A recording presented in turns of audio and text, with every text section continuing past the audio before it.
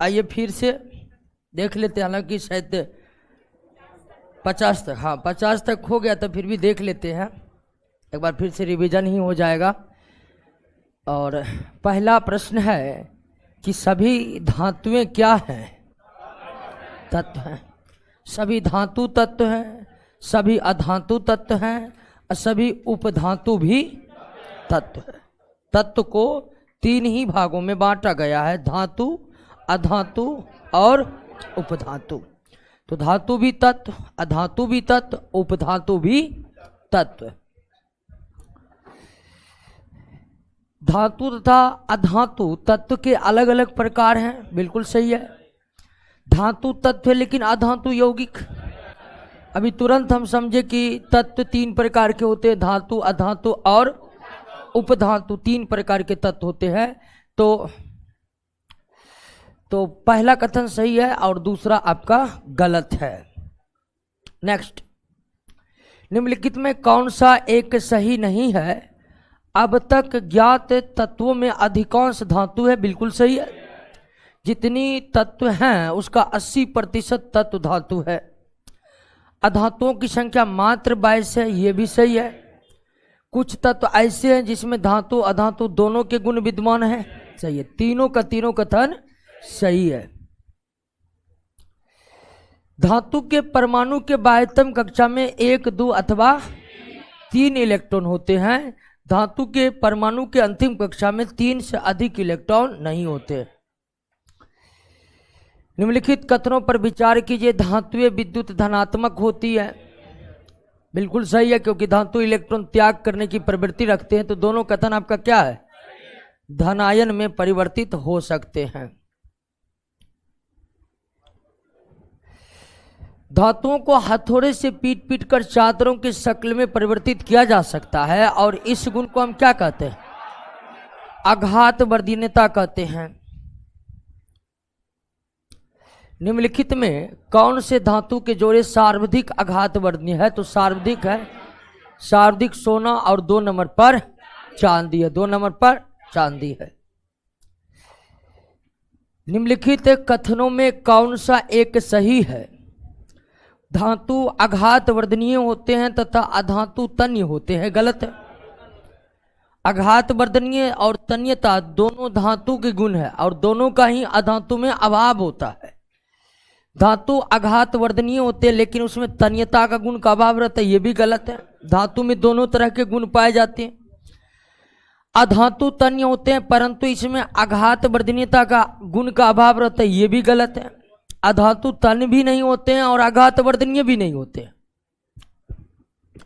सभी धातुएं एक समान ना तो तन्य होते हैं ना ही आघात वर्धनीय, ये सही है। धातु आघात वर्धनीय और तन्य तो होते हैं लेकिन उनकी सभी धातुओं की आघात वर्धनीयता और तन्यता एक समान नहीं होता है। निम्नलिखित में किस धातु का द्रवणांक या गलनांक न्यूनतम है? तो न्यूनतम किसका है? गैलियम का, मात्र 30 डिग्री, ठीक है, हाथ में ही गल जाता है।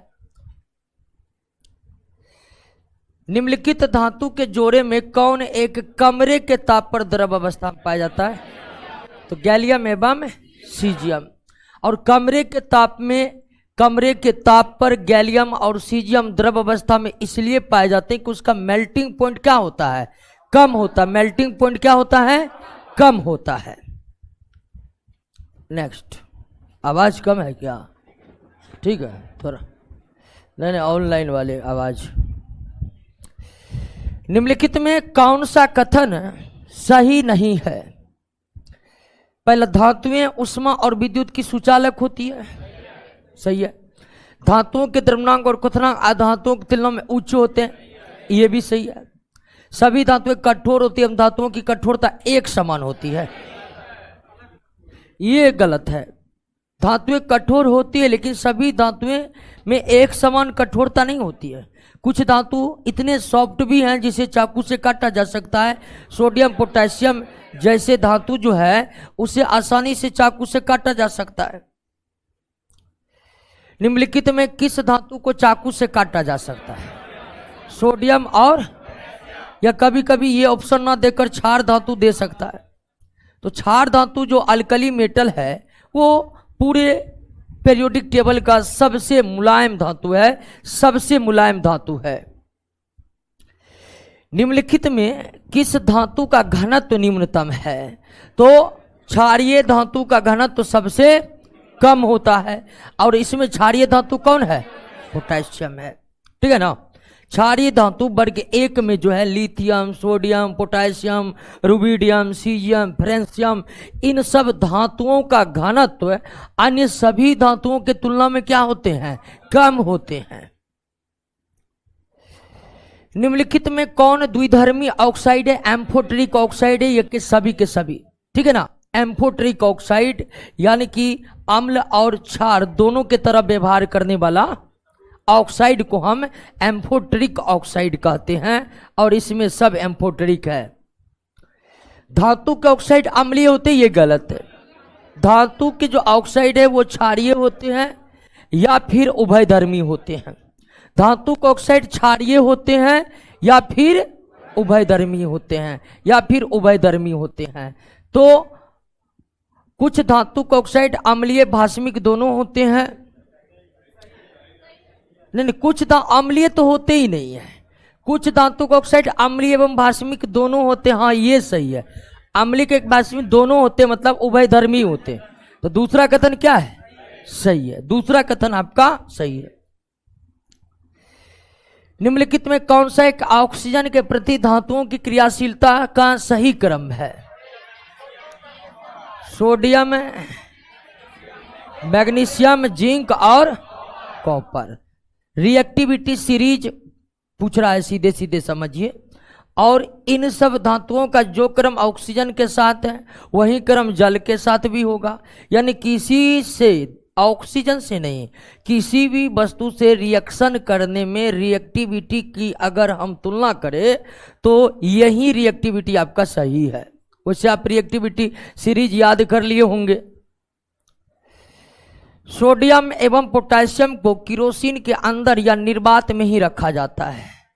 सोडियम एवं पोटेशियम को किरोसिन के अंदर या निर्वात में रखा जाता है क्योंकि ये खुला छोड़ने पर ये जलने लगता है, क्योंकि ये वो ऑक्सीजन से बहुत तेज अभिक्रिया करता है।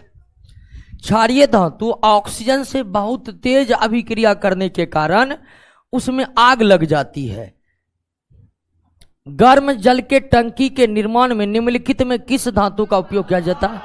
तांबा का उपयोग किया जाता है, क्योंकि तांबा गर्म जल से अभिक्रिया नहीं करता है। तांबा गर्म जल से या तांबा भाप से भी अभिक्रिया नहीं करता है।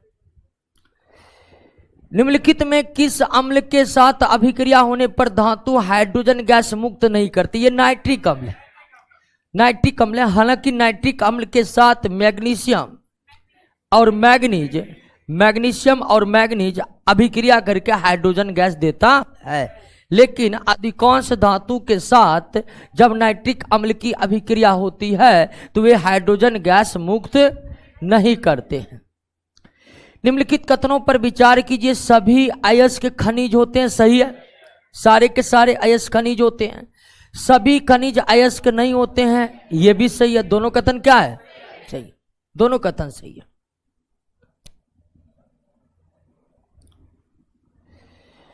पृथ्वी के परत से प्राप्त अयस्क में मिले अवांछनीय पदार्थ को क्या कहते हैं? गैंग कहते हैं। अवांछनीय पदार्थ को क्या कहते हैं? गैंग कहते हैं। निस्तापन तथा भर्जन ऐसी प्रक्रिया है जिसके द्वारा धातु को उसके ऑक्साइड में परिवर्तित किया जाता है, क्योंकि धातु के ऑक्साइड से धातु को निकालना बहुत आसान है। धातु के ऑक्साइड से धातु को निकालना बहुत आसान है। निम्नलिखित में किस शर्तों को पूरा करने पर किसी खनिज को अयस्क कहा जाता है?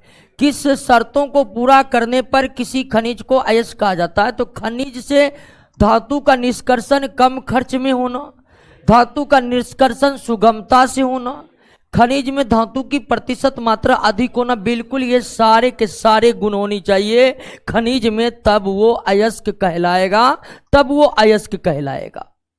वे तत्व जो इलेक्ट्रॉन त्याग कर धनायन बनाते हैं उसे क्या कहते हैं? अधातु। जो इलेक्ट्रॉन ग्रहण कर ऋणायन बनाते हैं वो अधातु है। निम्नलिखित में किस धातु को सामरिक धातुओं के श्रेणी में रखा जाता है? तो इनमें सभी का, टाइटेनियम, क्रोमियम, जार्कोनियम, इन सब धातुओं की मजबूती बहुत अधिक होती है, लेकिन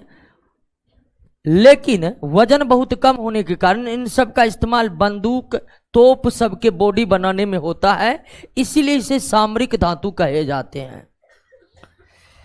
निम्नलिखित में किस धातु में तन्यता का गुण नहीं होता? बिस्मथ में नहीं होता है। बिस्मथ धातु है लेकिन उसमें तन्यता का गुण का अभाव है, ठीक है ना।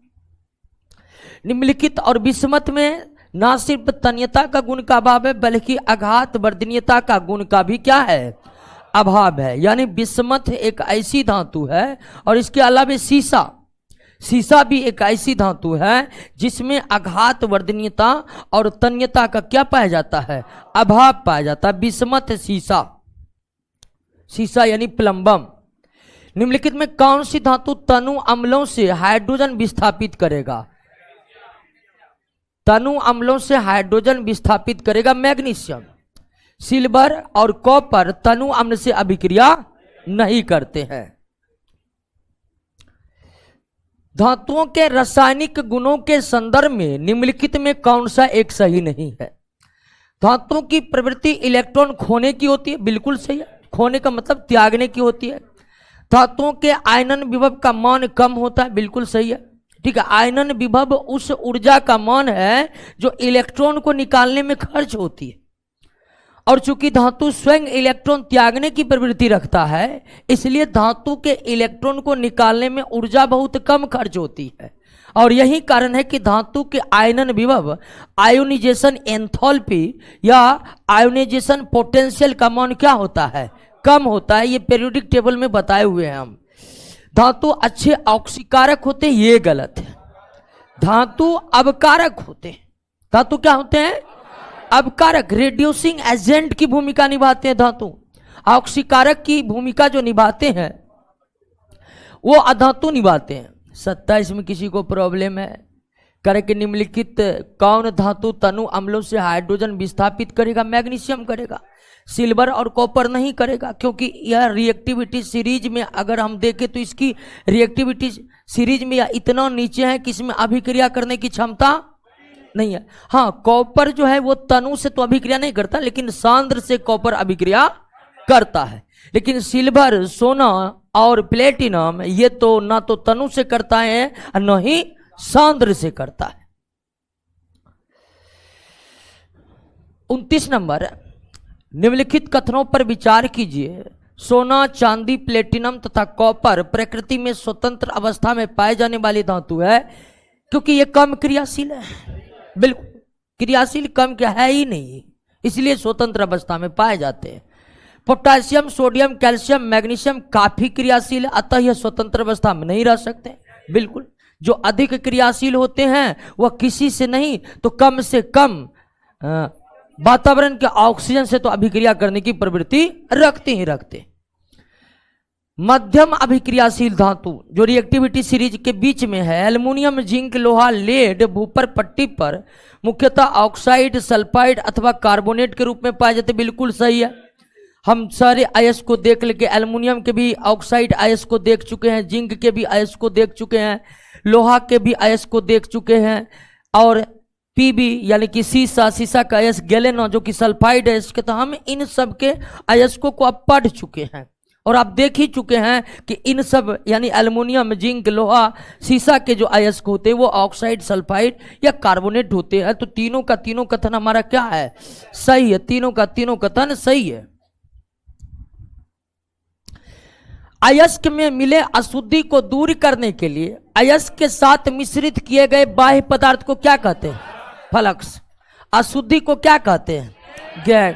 और गैंग और फ्लक्स अभिक्रिया करके स्लैग बनाता है, स्लैग बनाता है। ऑक्साइड अयस्कों की समृद्धि, इनरिचमेंट।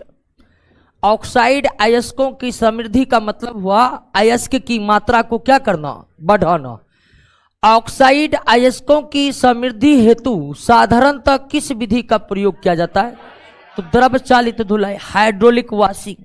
हाइड्रोलिक वॉशिंग, द्रव चालित धुलाई। बेयर विधि का उपयोग बॉक्साइड अयस्क के सांद्रण में किया जाता है या बॉक्साइड अयस्क से गैंग को हटाने में किया जाता है, बेयर विधि। और भी कई विधि है, आगे के प्रश्न में आपको मिलेगा। सल्फाइड अयस्क को वायु के पर्याप्त मात्रा में तीव्रता से गर्म करना। ऑक्साइड या कार्बोनेट अयस्क को वायु की सीमित मात्रा या अनुपस्थिति में गर्म करके ऑक्साइड बनाना निस्तापन कहलाता है। निस्तापन वायु की अनुपस्थिति में होता है, जबकि भर्जन और जारन वायु की उपस्थिति में होता है। धातु के ऑक्साइड को कोक के साथ, कोक कार्बन है, 99% शुद्ध कार्बन को ही कोक कहा जाता है और यह कोक एंथ्रासाइट कोयले से बनाया जाता है। तो धातु के ऑक्साइड को कोक के साथ गर्म करने पर उसे धातु में परिवर्तित करने की प्रक्रिया को प्रगलन कहते हैं, एस्मेल्टिंग कहते हैं, एस्मेल्टिंग, प्रगलन कहते हैं, या इसे इंग्लिश में एस्मेल्टिंग कहते हैं। कोक के साथ गर्म करके धातु के ऑक्साइड को धातु में बदलना क्या कहलाता है? एस्मेल्टिंग कहलाता है, प्रगलन कहलाता है। निस्तापन कार्बोनेट एवं हाइड्रेटेड ऑक्साइड अयस्कों को शुद्ध ऑक्साइड में परिवर्तित करने के लिए उपयोग लाया जाता है। निस्तापन कार्बोनेट एवं हाइड्रेटेड ऑक्साइड अयस्कों को शुद्ध ऑक्साइड में परिणत करने के लिए उपयोग में लाया जाता है। बिल्कुल सही है। निस्तापन कार्बोनेट या हाइड्रेटेड और भर्जन सल्फाइड, हमको लगता है दोनों कथन क्या है? सही है।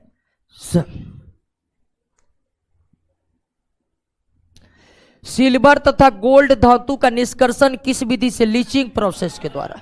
लीचिंग प्रोसेस में किसी विलयन का इस्तेमाल होता है और उस विलयन की खासियत होती है कि उसमें धातु घुल जाएगा, गैंग नहीं घुलेगा, अथवा गैंग घुल जाएगा, धातु नहीं घुलेगा। इसको हम रासायनिक पृथक्करण विधि भी कहते हैं। निक्षालन को केमिकल सेपरेशन मेथड भी कहा जाता है। रासायनिक पृथक्करण विधि, रासायनिक पृथक्करण विधि के भी नाम से जाना जाता है। क्या? निक्षालन। निक्षालन प्रोसेस में विशेषता ये होती है कि इसमें किसी विलयन का इस्तेमाल किया जाता है और विलयन की खासियत होती है उसमें गैंग घुलेगा, अयस्क नहीं घुलेगा, या अयस्क घुलेगा, गैंग नहीं घुलेगा। जर्मेनियम, सिलिकॉन और बोरन, इरिडियम जैसे अर्धचालकों का शोधन, शोधन मतलब रिफाइनिंग प्रोसेस है। रिफाइनिंग, धातु को शुद्ध अवस्था में लाना क्या कहलाता है? रिफाइनिंग। रिफाइनिंग धातु का किया जाता है, अयस्कों का नहीं, अयस्कों का सांद्रण किया जाता है। तो रिफाइनिंग, तो अर्धचालकों का रिफाइनिंग जोन रिफाइनिंग प्रोसेस के द्वारा होता है। अब जोन रिफाइनिंग जो है काफ़ी लंबा प्रोसेस है, इसका हम डिस्कस नहीं किए थे और ज़रूरी भी नहीं है, सिर्फ इतना जान लेना ही हमको लगता है बहुत ज़्यादा होगा कि आप ये याद रखिए कि अर्धचालक सेमीकंडक्टर का रिफाइनिंग जोन रिफाइनिंग प्रोसेस के द्वारा होता है। लीचिंग द्वारा अयस्कों का सांद्रण किया जाता है, निक्षालन द्वारा अयस्क को किया जाता है, सांद्रण किया जाता है। सांद्रण, सांद्रण वह प्रक्रिया है, सांद्रण उस प्रक्रिया को कहते हैं जिसमें धातु के अयस्क से धातु प्राप्त किया जाता है। सॉरी नहीं, सांद्रण का मतलब हुआ इनरिचमेंट, धातु के अयस्क से धातु प्राप्त करना मेटलर्जी कहलाता है, ठीक है ना। धातु से, धातु के अयस्कों से गैंग को हटाना क्या कहलाता है? सांद्रण, इनरिचमेंट। तो निक्षालन के द्वारा अयस्क का इनरिचमेंट किया जाता है, सांद्रण किया जाता है। निम्नलिखित में कौन सी धातु उसके अयस्क की अभिक्रिया सोडियम साइनाइड के तनु विलयन से कराकर प्राप्त की जाती है? सिल्वर, सिल्वर तथा सोना दोनों, सिल्वर तथा सोना दोनों, वही निक्षालन प्रोसेस वाला है। निम्नलिखित में कौन सी धातु कार्बन द्वारा अपकरण से प्राप्त नहीं की जा सकती है? तो एल्युमिनियम। कौन नहीं की जाती है? यानी कि एल्युमिनियम का जो ऑक्साइड है इसका हम कार्बन के साथ अभिक्रिया करके एल्युमिनियम प्राप्त नहीं कर सकते हैं, इसलिए इसका किया जाता है क्या? इलेक्ट्रोलाइसिस किया जाता है। क्या किया जाता है? इलेक्ट्रोलाइसिस किया जाता है। क्या किया जाता है? निम्नलिखित में किस धातु पर वायु का प्रभाव नहीं पड़ता है? किस धातु पर वायु का प्रभाव नहीं पड़ता है? सोना। सोना पर नहीं पड़ता है। चांदी पर हल्का पड़ता है, चांदी की सतह काला हो जाता है थोड़ा बहुत। प्लेटिनम पर भी नहीं पड़ता है। क्रियाशीलता श्रेणी में हाइड्रोजन से ऊपर वाली धातुएं अम्लों से अभिक्रिया करके हाइड्रोजन गैस बनाती है। अम्लों से अभिक्रिया करके हाइड्रोजन गैस बनाती है। एसिड वाले चैप्टर में पढ़े थे कि जो जो हाइड्रोजन से ऊपर है वह अम्लों से अभिक्रिया करके कौन गैस बनाता है? हाइड्रोजन गैस बनाता है। हाइड्रोजन गैस बनाता है। जल के साथ साधारण ताप पर ही अभिक्रिया करता है। जल के साथ साधारण ताप पर भी अभिक्रिया करता है। यह भी गलत है पूरी तरह से। कुछ धातु ऐसे जो साधारण ताप पर नहीं बल्कि जल के भाप के साथ अभिक्रिया करता है। तो कुछ धातु साधारण ताप पर जल से अभिक्रिया करते हैं, कुछ धातु गर्म जल से अभिक्रिया करते हैं, और कुछ धातु गर्म जल से नहीं बल्कि भाप से अभिक्रिया करते हैं। सोडियम साधारण ताप पर ही जल से अभिक्रिया करता है। मैग्नीशियम और एल्युमिनियम जैसे धातु गर्म जल से अभिक्रिया करता है। लोहा जैसे धातु जो है वो भाप से अभिक्रिया करता है। तो जल के साथ साधारण ताप पर ही अभिक्रिया कर लेता है। हाइड्रोजन के ऊपर के सभी धातु ऐसा बिल्कुल नहीं है। लेकिन रिएक्टिविटी सीरीज में हाइड्रोजन के ऊपर जो गैस है वो तनु अम्ल से अभिक्रिया करके वह कौन गैस देता है? हाइड्रोजन गैस देता है। खाद्य पदार्थ रखे जाने वाले कनस्तर पर टीन का लेप चढ़ाया जाता है, जस्ते का लेप नहीं, क्योंकि जस्ता टीन से अधिक क्रियाशील है। अगर हम जस्ते का कोटिंग कर देंगे तो जस्ता हमारे खाद्य पदार्थ से अधिक रिएक्टिव होने के कारण रिएक्शन कर लेंगे और खाद्य पदार्थ इससे खराब हो जाएंगे। टीन भी रिएक्शन करता लेकिन उसकी क्रियाशीलता इतना कम है टीन का कि तब तक खाद्य पदार्थ टीन से बाहर निकाला जा सकता है, यूज किया जा सकता है। अब देखे होंगे एक्सपायरी डेट लिखा रहता है। वो जो सरसों का तेल आता है, सरसों का तेल जो आता है तो सरसों के तेल पर एक्सपायरी डेट लिखा रहता है। उसमें मेन एक्सपायरी डेट उस टीन का है जिसमें वो रखा हुआ है। नहीं तो तेल को हम सालों साल रखते हैं। कांच के बर्तन में अचार बनता है तो उसमें तेल का यूज किया जाता है। आप जानते हैं कांच बिल्कुल भी अभिक्रियाशील नहीं है और उसमें लंबे 4-5 साल तक तेल खराब नहीं होता है। तो वास्तव में जो टीन में जो सरसों के या कोई भी वेजिटेबल्स ऑयल पैक करके आते हैं तो उसकी एक्सपायरी डेट में तेल से ज़्यादा उस टीन की भूमिका होती है। ठीक है ना। उसी तरह पानी का जो बोतल पीते हैं, पानी के बोतल पर जो एक्सपायरी डेट रहता है पानी से ज़्यादा उस बोतल प्लास्टिक का एक्सपायरी डेट है। नहीं तो पानी कई सालों तक खराब नहीं होगा अगर उसमें हवा नहीं लग रहा है तो। जिस अयस्क में उसके कण उसमें उपस्थित अपद्रव्य से भारी होते, अयस्क में उसके कण उसमें उपस्थित अपद्रव्य मतलब गैंग, अयस्क के कण गैंग से भारी होते हैं तो उसको किस विधि से? गुरुत्व पृथक्करण, ग्रेविटी सेपरेशन मेथड के द्वारा क्या कर लेते? अलग कर लेते हैं। निम्नलिखित में कौन धातु तनु नाइट्रिक अम्ल से अभिक्रिया कर हाइड्रोजन गैस मुक्त करता है? तो ऐसा दो ही धातु है, एक मैग्नीज है और दूसरा मैग्नीशियम है। एक मैग्नीज है और दूसरा मैग्नीशियम है जो आपको नाइट्रिक अम्ल यानी कि HNO3 तनु HNO3 से अभिक्रिया करता है। निम्नलिखित में कौन सा क्रम धातुओं की क्रियाशीलता का सही क्रम प्रदर्शित करता है? तो इसका हमको लगता है कौन? सी देखिए सही है। सोडियम, मैग्नीशियम, जिंक, लोहा, कॉपर।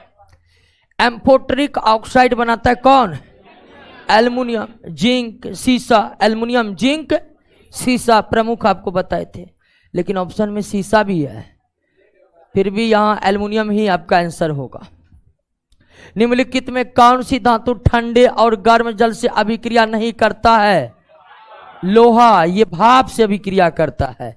लोहे की क्रियाशीलता उतनी भी अधिक नहीं है कि वे गर्म और ठंडे जल से अभिक्रिया कर ले, लेकिन यह भाप से अभिक्रिया करता है। अति उच्च ताप पर लोहा भाप से अभिक्रिया करता है।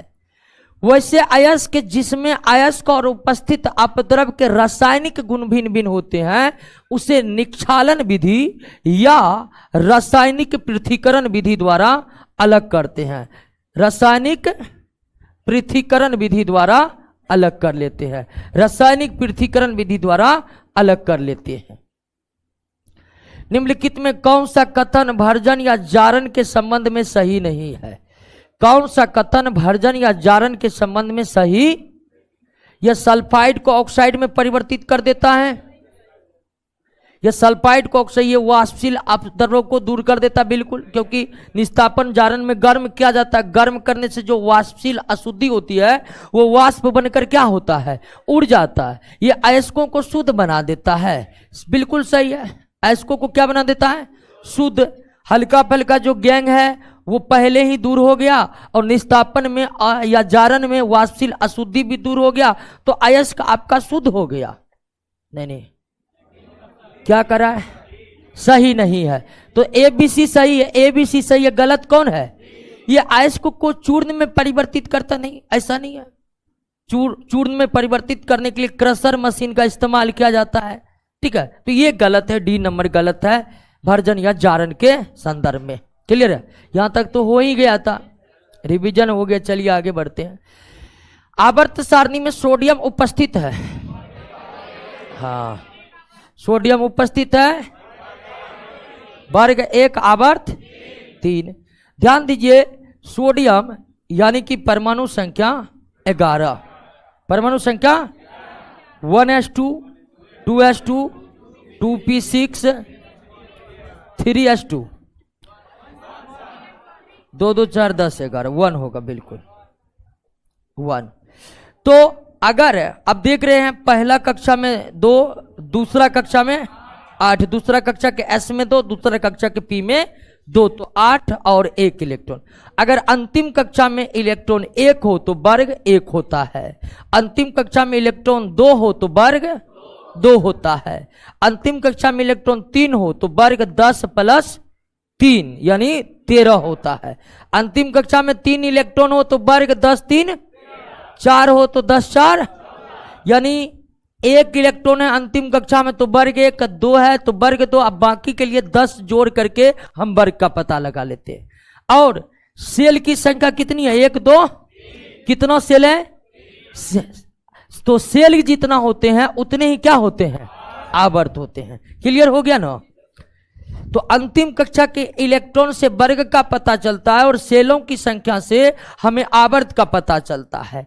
एक तत्व के परमाणु में जितने सेल होते हैं उतना ही उसका आवर्त संख्या होता है। पृथ्वी के सतह पर अधिकता से पाए जाने वाले क्षार धातु सोडियम तथा पोटेशियम है। अन्य क्षार धातुओं की उपलब्धता बहुत कम है। क्षार धातु में एकमात्र धातु कौन है जो नाइट्रोजन से अभिक्रिया करता है? ये लिथियम है दोस्तों। क्षार धातु में नाइट्रोजन से अभिक्रिया करने वाला एकमात्र धातु कौन है? लिथियम है। और नाइट्रोजन इनर्ट गैस के समान व्यवहार करते, वो भी किसी से रिएक्शन नहीं करते, वो क्षार धातु से भी रिएक्शन नहीं करते हैं। डाउन विधि के अंतर्गत सोडियम क्लोराइड का विद्युत अपघटन करके सोडियम प्राप्त किया जाता है। तो डाउन विधि किससे, डाउन विधि सोडियम क्लोराइड से सोडियम प्राप्त करने की विधि है। क्लियर है? नेक्स्ट, सोडियम क्लोराइड का विद्युत अपघटन करने से पहले उसमें सोडियम क्लोराइड को मिश्रित करते हैं ताकि सोडियम क्लोराइड का द्रव्यमान क्या हो जाए, घट जाए। सोडियम क्लोराइड यानी साधारण नमक का मेल्टिंग पॉइंट बहुत ज्यादा होता है, लेकिन आप जानते हैं कि किसी भी पदार्थ का विद्युत अपघटन करने से पहले उसका जलीय विलयन या लिक्विड अवस्था में बदलना जरूरी है। लेकिन हम सोडियम क्लोराइड को जलीय विलयन में नहीं बदल सकते, क्योंकि अगर जलीय विलयन बना देंगे तो सोडियम निकलेगा और जल से तुरंत अभिक्रिया करके आग लगा देगा विद्युत अपघटन पात्र में। इसीलिए सोडियम क्लोराइड का विद्युत अपघटन करने के लिए सोडियम क्लोराइड का जलीय विलयन नहीं बनाया जा सकता है, इसीलिए इसको द्रव अवस्था में बदला जाता है।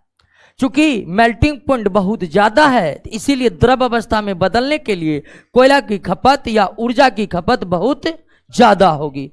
तो सोडियम क्लोराइड में हल्का सा कैल्शियम क्लोराइड अगर मिला दे, बहुत ज्यादा नहीं हल्का सा, तो मेल्टिंग पॉइंट काफी ज्यादा घट जाता है और सोडियम क्लोराइड को द्रव में बदलने के लिए कम खर्च करना पड़ता है। सोडियम धातु प्राप्त करने के लिए सोडियम क्लोराइड का जलीय विलयन इस्तेमाल नहीं किया जा सकता। बिल्कुल क्या है सही। क्यों नहीं किया जा सकता है? जलीय विलयन का इस्तेमाल करिएगा विद्युत अपघटन पात्र में, जैसे ही सोडियम निकलेगा वो तुरंत उसी पात्र में जल से अभिक्रिया करके आग लगा देगा। क्यों? तो बहुत ज्यादा रिएक्टिव है, इसलिए हमें इन्हें जल से दूर रखना पड़ेगा। यानी सोडियम धातु मुख्यतः द्रवित सोडियम क्लोराइड का विद्युत अपघटन करके प्राप्त की जाती है। दोनों कथन क्या है? सही है। साधारण नमक का रासायनिक सूत्र sodium chloride, sodium hydroxide, sodium bicarbonate, sodium carbonate. साधारण नमक को समुद्र के खारे जल से प्राप्त करने पर उसमें कौन सी अशुद्धि मिली होती है? तो मैग्नीशियम कैल्शियम की ढेर सारी अशुद्धियां मिली होती है। Magnesium chloride, magnesium sulphate, calcium chloride, calcium sulphate, तमाम तरह के आयन मिले रहते हैं, लेकिन उन सब में सबसे ज्यादा सोडियम क्लोराइड ही होता है। साधारण नमक को हवा में खुला छोड़ देने पर पसीजने लगती है, वो किसके कारण? मैग्नीशियम क्लोराइड कारण, क्योंकि मैग्नीशियम क्लोराइड जो है वातावरण से जलवाष्प को क्या करता है? अवशोषित करने का गुण है इसमें, अवशोषित करने का गुण है। नेक्स्ट, साधारण नमक को आयोडीन युक्त बनाने के लिए पोटेशियम आयोडाइड और पोटेशियम आयोडेट दोनों का इस्तेमाल किया जाता है। इसे पोटेशियम आयोडाइड पढ़ते हैं और इसे पोटेशियम आयोडेट पढ़ते हैं, दोनों का इस्तेमाल किया जाता है। पोटेशियम आयोडाइड और पोटेशियम आयोडेट दोनों का इस्तेमाल किया जाता है। सोडियम के किस यौगिक को बर्फ के साथ मिश्रित करने पर हिम मिश्रण तो साधारण नमक मिलाकर बर्फ में तैयार किया जाता है। साधारण नमक और बर्फ के मिश्रण को ही क्या कहते हैं? हिम मिश्रण कहते हैं, हिम मिश्रण कहते हैं। कास्टनर केल्नर विधि द्वारा कौन से महत्वपूर्ण यौगिकों को व्यापारिक स्तर पर तैयार किया जाता है? सोडियम हाइड्रोक्साइड, कास्टिक सोडा कहते हैं। सोडियम हाइड्रोक्साइड को कास्टिक सोडा कहते हैं। कास्टिक सोडा साबुन बनाने में इसका इस्तेमाल होता है। अमोनिया सोडा विधि या सॉल्वे विधि द्वारा सोडियम के कौन से महत्वपूर्ण यौगिक बनाए जाते हैं? तो बनाए जाते हैं सोडियम बाइकार्बोनेट और सोडियम बाइकार्बोनेट को ही गर्म कर देने पर वो किस में कन्वर्ट हो जाता है? सोडियम कार्बोनेट में कन्वर्ट हो जाता है। सोडियम बाइकार्बोनेट तो अमोनिया सोडा विधि बताए हुए थे या सॉल्वे विधि द्वारा सोडियम बाइकार्बोनेट तैयार किया जाता है। और सोडियम बाइकार्बोनेट जब तैयार हो जाता है तो उसी को गर्म करके हम सोडियम कार्बोनेट भी तैयार कर सकते हैं। तो दोनों इस विधि के द्वारा तैयार होता है। नेक्स्ट, निम्नलिखित में कौन सा विकल्प सही सुमोलित नहीं है? और हाँ, धोने वाला सोडा। धोने वाला सोडा सोडियम कार्बोनेट होता है। सोडियम कार्बोनेट के साथ 10 के जल अणु जुड़े रहते, सोडियम सल्फाइड के साथ नहीं। सोडियम कार्बोनेट और इसमें भी 10 जल के अणु जुड़े रहते हैं और ये आपका है धोने वाला सोडा। तो डी नंबर गलत है। सोडियम थियोसल्फेट N2H2O7 होता है ना? नहीं, N2H2O एक बार चेक करिएगा तो O7 होता है कि सोडियम थियोसल्फेट, वैसे सल्फाइड वाला ही थियोसल्फेट है। चेक ये करना है कि O3 होता है या O7 होता है। क्या जल का तो अणु रहता है, ऑक्सीजन परमाणु का जल का अणु रहता है। सोडियम थियोसल्फेट के साथ 5 जल के अणु रहते हैं। सोडियम बाइकार्बोनेट का इस्तेमाल बेकिंग सोडा में एंटासिड, अग्निशामक इन तीनों के रूप में होता है। बेकिंग सोडा, खाने वाले सोडा एंटासिड के रूप में भी इस्तेमाल होते हैं और अग्निशामक यंत्रों में आग बुझाने में भी इस्तेमाल होते हैं। अग्निशामक यंत्र में कौन सा रिएक्शन होता है? तो सोडियम बाइकार्बोनेट तनु सल्फ्यूरिक अम्ल से अभिक्रिया करके सोडियम सल्फेट, जल और कार्बन डाइऑक्साइड देते हैं। सी नंबर सही है। अग्निशामक यंत्र में ये वाला रिएक्शन होता है जिससे CO2 निकलते हैं। नेक्स्ट, रसोई घरों में खस्ता व्यंजन बनाने के लिए सोडा का इस्तेमाल किया जाता है और सोडा है आपका sodium by carbonate, sodium by carbonate, sodium by carbonate. Next, पावरोटी या केक को मुलायम तथा स्पंजी बनाने के लिए भी किसका इस्तेमाल किया जाता है? सोडियम बाई कार्बोनेट का इस्तेमाल किया जाता है, सोडियम बाई कार्बोनेट का इस्तेमाल किया जाता है। एक स्वस्थ मानव के शरीर में सोडियम की मात्रा 90 ग्राम होते हैं। तंत्रिका तंत्र के सुचारू रूप से काम करने हेतु सोडियम और क्लोराइड दोनों की आवश्यकता है। सोडियम के टुकड़ों को पानी में डालने पर वह तैरते हुए जलेगा। सोडियम का घनत्व पानी से कम होता है, इसीलिए पानी में डुबाने पर वो तैरेगा और बहुत ज़्यादा रिएक्टिव होने के कारण वो रिएक्शन भी करेगा, यानी तैरते हुए। रिएक्शन इतनी तेज से करेगा कि आग लगा देगा, तो तैरते हुए जलेगा। निम्नलिखित में कौन सा विकल्प सही नहीं है? हाँ, सोडा लाइम। सोडियम हाइड्रोक्साइड और कैल्शियम ऑक्साइड के मिश्रण को ही क्या कहते हैं? सोडा लाइम कहते हैं। सोडियम सल्फेट को सोडा लाइम नहीं कहते हैं, ठीक है ना।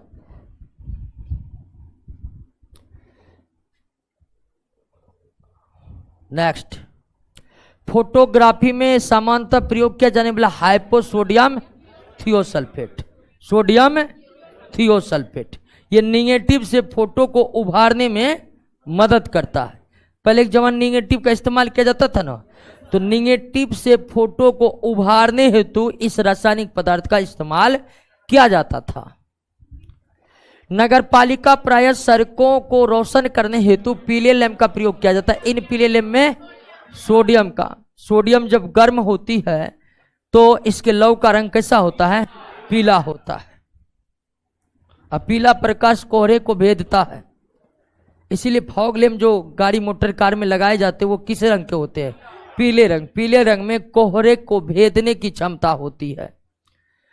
सोडियम सल्फेट या फोटोग्राफी में किस रूप में उपयोगी है? तो ये अनअपघटित सिल्वर ब्रोमाइड को क्या कर देता है?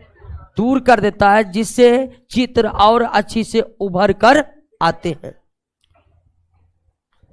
चिली साल्टपीटर का रासायनिक नाम sodium nitrate, sodium nitrate. Potassium nitrate को केवल साल्टपीटर यानी साल्टपीटर कहते हैं। पोटेशियम नाइट्रेट साल्टपीटर और sodium nitrate Chile saltpetre, sodium nitrate Chile saltpetre. पनडुब्बी जहाजों तथा अस्पतालों के बंद हवा को शुद्ध करने के लिए सोडियम परऑक्साइड का इस्तेमाल किया जाता है। सोडियम परऑक्साइड कार्बन मोनोऑक्साइड से भी अभिक्रिया करके ऑक्सीजन बनाता है। सोडियम परऑक्साइड कार्बन डाइऑक्साइड से भी अभिक्रिया करके ऑक्सीजन बनाता है। दोनों से अभिक्रिया करके ये ऑक्सीजन बनाने में सक्षम है। सोडियम बाइकार्बोनेट को गर्म करने पर कौन सा गैस निकलता है?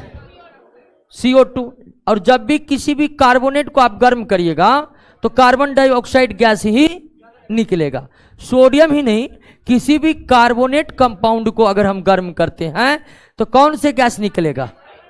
और जब सल्फाइड एस को गर्म करेंगे तो सल्फर डाइऑक्साइड। सल्फाइड एस को गर्म करने पर नेक्स्ट, इनोसाल्ट जो पेट की अम्लता को कम करने में सहायक है, यह मिश्रण है सोडियम बाइकार्बोनेट तथा टार्टरिक अम्ल। टार्टरिक अम्ल मिलाने से सोडियम बाइकार्बोनेट की जो कड़वाहट होती है वो दूर हो जाती है, क्योंकि सोडियम बाइकार्बोनेट एक क्षारीय लवण है। तो क्षारीय लवण होने के कारण इसमें थोड़ा सा कड़वाहट होती है और उन्हीं कड़वाहट को टार्टरिक अम्ल मिला करके मैनेज कर दिया जाता है, तब इसका स्वाद उदासीन हो जाता है। सोडा एस किसे कहते हैं? तो सोडियम कार्बोनेट। सोडियम कार्बोनेट से जब जल के 10 अणु बाहर निकल जाते हैं तब उसे क्या कहा जाता है? जब सोडियम कार्बोनेट जल के अणुओं के साथ हो तो उसे सोडियम कार्बोनेट या धोने वाला सोडा कहते हैं। जब इसके जल के अणु गायब हो जाए, निकल जाए बाहर, तो इसे सोडा एस कहते हैं। और ऐसा तब होता है जब हम सोडियम कार्बोनेट को सीधे वायुमंडल में खुला छोड़ दें। सोडियम कार्बोनेट को सीधे वायुमंडल में खुला छोड़ देने पर वे जल के अणु को त्यागते जाते हैं, त्यागते जाते हैं, त्यागते जाते हैं। निम्नलिखित में कौन मैग्नीशियम का अयस्क नहीं है? कार्ने, हाँ, क्रायोलाइट नहीं है।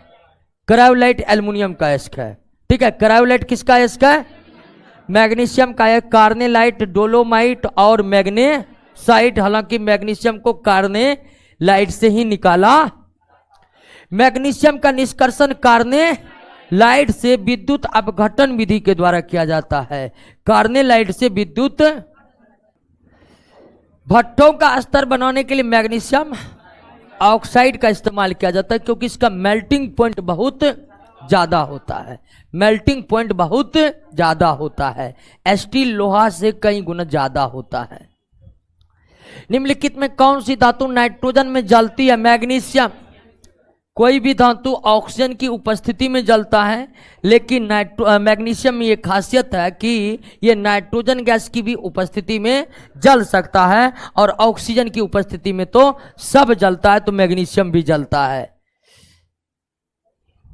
फ्लैश लाइट रिबन बनाने में मैग्नीशियम का, और इसका जो फ्लैश लाइट होता है वो श्वेत रंग प्रदान करते। कौन? श्वेत रंग। पटाखों में भी श्वेत रंग लाने के लिए, पटाखे जिसको आतिशबाजी कहते हैं, ठीक है, उसमें भी श्वेत रंग पैदा करने के लिए किस धातु का इस्तेमाल किया जाता है? मैग्नीशियम का इस्तेमाल किया जाता है। पेट की अम्लता दूर करने के लिए एंटासिड के रूप में मैग्नीशियम के इन तीनों अयस्क का इस्तेमाल किया जाता है। मिल्क ऑफ मैग्नीशिया, जो मैग्नीशियम हाइड्रोक्साइड को कहते हैं, मैग्नीशियम अलवा, मैग्नीशियम कार्बोनेट, इन तीनों की प्रकृति क्या है? क्षारीय है, और इन तीनों का इस्तेमाल एंटासिड के रूप में कर सकते हैं। और प्रकृति क्षारीय होने के साथ साथ ये विषैले भी नहीं है मानव शरीर के लिए, इसलिए इनसे एंटासिड बनाया जा सकता है। निम्नलिखित कथनों पर विचार कीजिए। मैग्नीशियम ऑक्साइड को मिल्क ऑफ मैग्नीशिया कहते, गलत। मैग्नीशियम हाइड्रोक्साइड को मिल्क ऑफ मैग्नीशिया कहते, ठीक है ना। मैग्नीशियम हाइड्रोक्साइड को हम मिल्क ऑफ मैग्नीशिया कहते हैं, मैग्नीशियम हाइड्रोक्साइड को मैग्नीशिया कहते नहीं, ये भी गलत है। मैग्नीशियम ऑक्साइड, तो ये आपको मैग्नीशिया है, ये आपको क्या है? Milk of magnesia, milk of magnesia. तो यहां पर आपका दोनों का दोनों कथन क्या है? गलत है।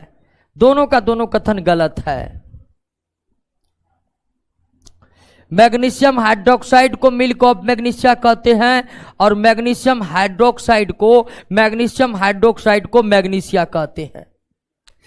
इप्सम साल्ट मैग्नीशियम सल्फेट को कहते हैं। Epson salt magnesium.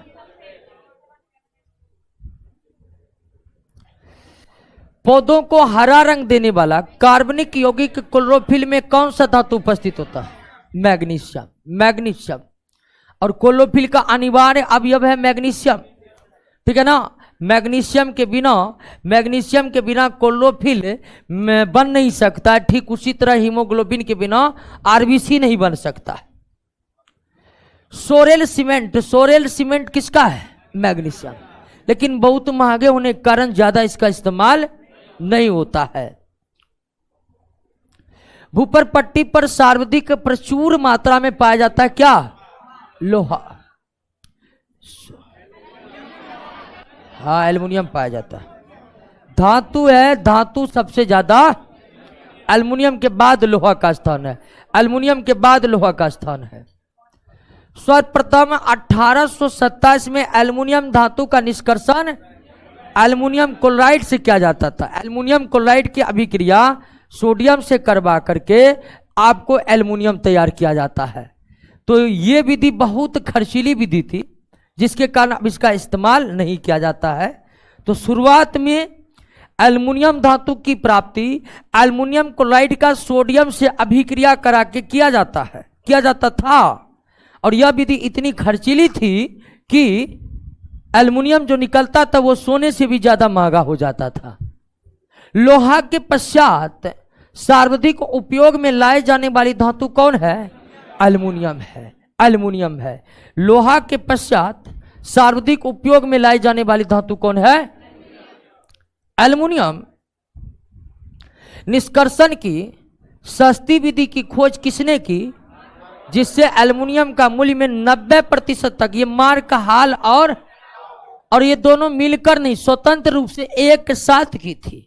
अमेरिका के मार्गाल और फ्रांस के हेराल्ड अलग अलग एक साथ थोड़ा आगे पीछे समय में इन्होंने एल्युमिनियम निष्कर्षण की सस्ती विधि की खोज की। निम्नलिखित में कौन एल्युमिनियम का अयस्क? सभी एल्युमिनियम का, बॉक्साइट, कोरंडम, क्रायोलाइट, ये सभी के सभी एल्युमिनियम के अयस्क है। लेकिन पृथ्वी के भूपर पट्टी पर उपलब्धता किसकी है? इस सब की इतनी उपलब्धता नहीं है कि इससे हम एल्युमिनियम को बाहर निकाल सके। एल्युमिनियम के प्रमुख अयस्क कौन सा है जिससे एल्युमिनियम का निष्कर्षण किया जाता है? ये बॉक्साइट है। केवल बॉक्साइट से विश्व के लगभग 99% एल्युमिनियम बॉक्साइट से निकाला जाता है। बॉक्साइट में मिले अशुद्धियों को किस विधि के द्वारा दूर किया जाता है? बायर विधि से। बायर विधि से। और बायर विधि निक्षालन विधि है, ठीक है ना। बायर तो मतलब उस केमिस्ट का नाम है जिन्होंने इस विधि को खोजा है, लेकिन वास्तव में बायर विधि एक निक्षालन विधि है, रासायनिक पृथक्करण विधि है।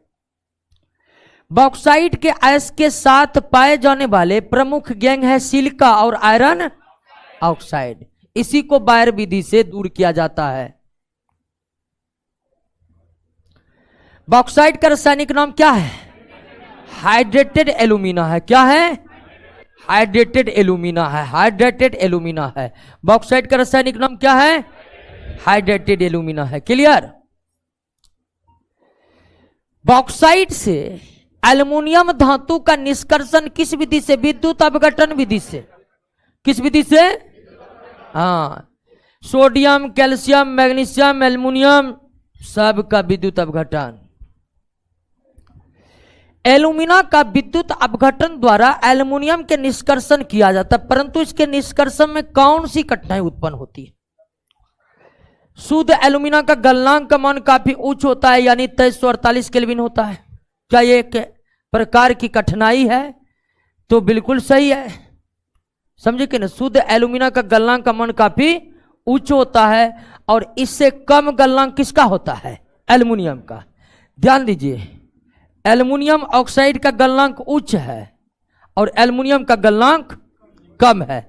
एल्युमिनियम का गलनांक क्या है? कम है। एल्युमिनियम ऑक्साइड का उच्च है। तो मान लीजिए कि इसको हम गर्म करके लिक्विड बनाएंगे तब ना विद्युत अपघटन करेंगे। तो इसको गर्म करके लिक्विड बनाएंगे तो उससे पहले हमारे एल्युमिनियम वाष्प बनकर क्या हो जाएगा? उड़ जाएगा। नहीं उड़ जाएगा, क्योंकि हम इतना बहुत ज्यादा गर्म कर रहे हैं। तो तुरंत ही अगर एल्युमिनियम ऑक्साइड को या एल्यूमिना, इसी को एल्यूमिना कहते हैं, इसको बहुत ज्यादा गर्म करेंगे तो गर्म होते हैं एल्युमिनियम जैसे अलग होगा वह वाष्प बनकर उड़ जाएगा, क्योंकि एल्यूमिना से कम मेल्टिंग पॉइंट किसका है? तो ये एक कठिनाई तो है ही। गलित एल्यूमिना विद्युत का अच्छा चालक नहीं है, बिल्कुल नहीं है, जिसके कारण विद्युत अपघटन करने में कठिनाई होती है। विद्युत अपघटन उस ऑक्साइड का, उस ऑक्साइड अयस्क का या किसी भी अयस्क का करना अच्छा रहेगा जो विद्युत का क्या हो? चालक हो। यदि गलित एल्युमिनियम ऑक्साइड का विद्युत अपघटन किया जाएगा तो प्राप्त एल्युमिनियम का क्वथनांक 2273 केल्विन ही है, जबकि एल्यूमिना का क्वथनांक 2348 है। तो ये जो बात अभी बताए वही बात सी नंबर में क्लियर किया। ये सारी कठिनाइयां एल्यूमिना से एल्युमिनियम प्राप्ति करने में आती है दोस्तों, तीनों कठिनाइयां। एल्यूमिना के विद्युत अपघटन में क्रायोलाइट एल्यूमिना के गलनांक को घटाने के लिए किया जाता है। नहीं मिलाएंगे तो फिर एल्युमिनियम की प्राप्ति संभव। इधर गरमाते जाइए, जिसको निकालने के लिए गरमा रहे वो बेचारा भाग गया, वाष्प बनकर उड़ गया। तो हम मेल्टिंग पॉइंट घटाने के लिए क्रायोलाइट मिलाते हैं, और क्रायोलाइट मिलते ही थोड़ा सा क्रायोलाइट, एक ढेला के समान, यानी कि बोरा भर भर के क्रायोलाइट मिलाना पड़ता है। एकदम ढेला के समान क्रायोलाइट को एल्यूमिना के एक बहुत बड़े भंडार में फेंक दिया जाए तो अचानक से मेल्टिंग पॉइंट बहुत कम हो जाता है। और ये भी बात बताते कि इसकी खोज अचानक हुई थी, ठीक है, अचानक हुई थी। एल्यूमिना को गलाया जा रहा था, कोई मिस्टेक से वहां से क्रायोलाइट उठा के फेंक दिया उसमें, देखा कि जितना समय लग रहा था उससे आधे समय में हो गया। आखिर ये चमत्कार हुआ कैसे? एल्यूमिना के विद्युत अपघटन में क्रायोलाइट और थोड़ा सा फ्लोर एस्पार इसलिए मिला जाए, क्रायोलाइट गलनांक घटाने के लिए, फ्लोर एस्पार विद्युत चालकता बढ़ाने के लिए, यानी कि ए बी दोनों। क्रायोलाइट एल्यूमिना के गलनांक को घटाने के लिए, फ्लोर एस्पार चालकता को बढ़ाने के लिए, क्योंकि ये दोनों कठिनाई है, तो दोनों कठिनाई को ये दोनों हल्का हल्का मिलाकर दूर किया जाता है। एल्यूमिना के विद्युत अपघटन करने पर शुद्ध एल्युमिनियम कहां प्राप्त होता है?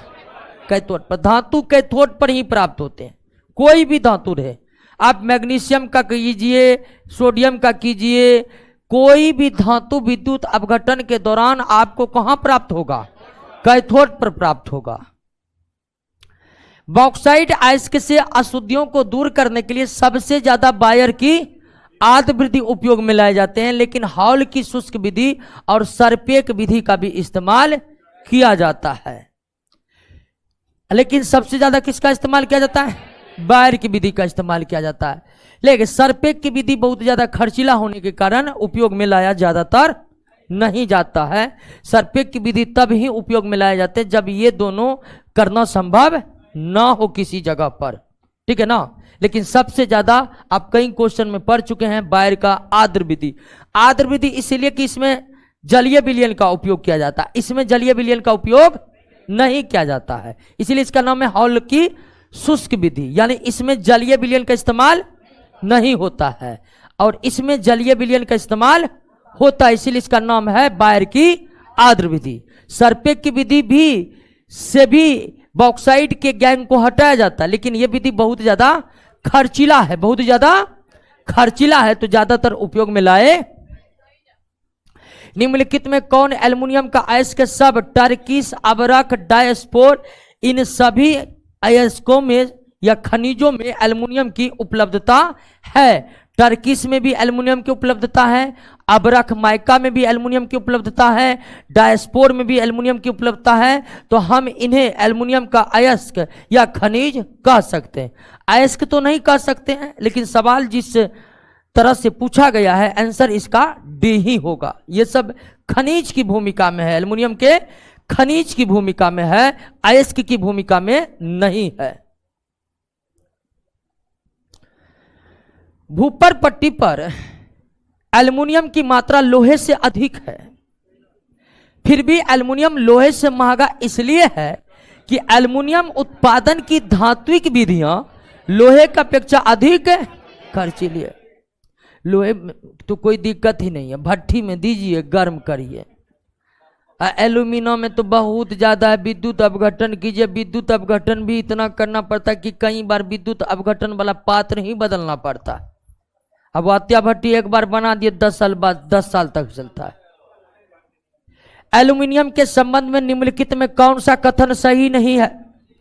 एल्युमिनियम हाइड्रोक्साइड की प्रकृति एम्फेटेरिक है।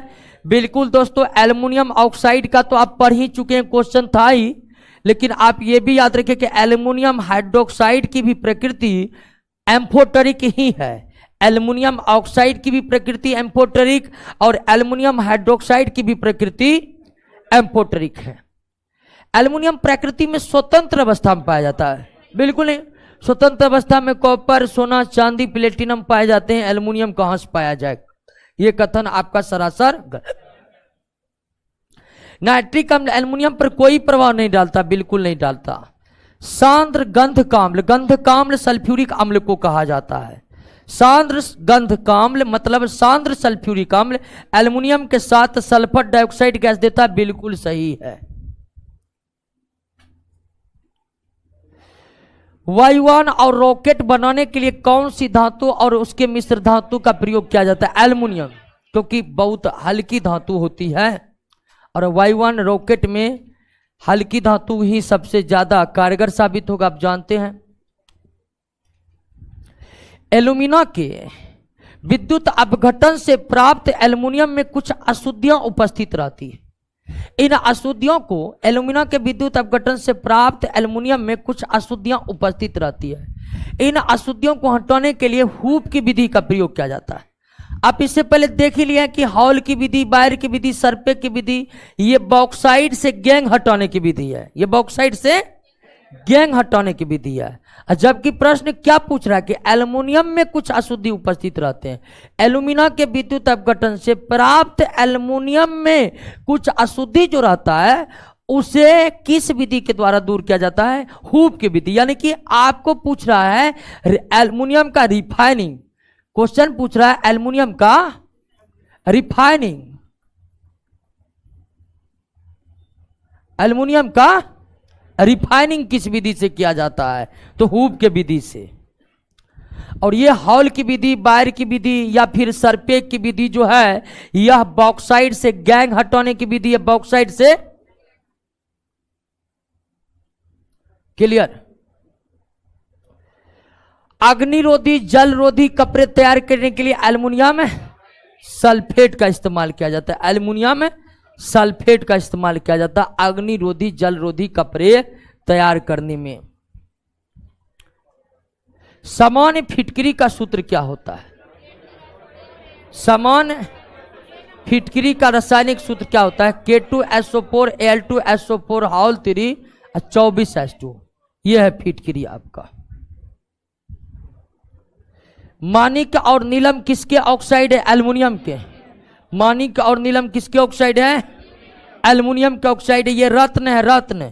जितने भी रत्न होते हैं सभी एल्युमिनियम के ऑक्साइड, एल्युमिनियम के हाइड्रोक्साइड होते हैं। और भी उनमें कई धातु मिले होते हैं, लेकिन सबसे ज्यादा उसमें यानी कि रत्नों जो होते हैं उसमें एल्युमिनियम ऑक्साइड, एल्युमिनियम हाइड्रोक्साइड मिले होते हैं। रक्त स्राव को रोकने के लिए पोटास एलम, जिसको हम फिटकरी भी कहते हैं, ये इस्तेमाल किया जाता है।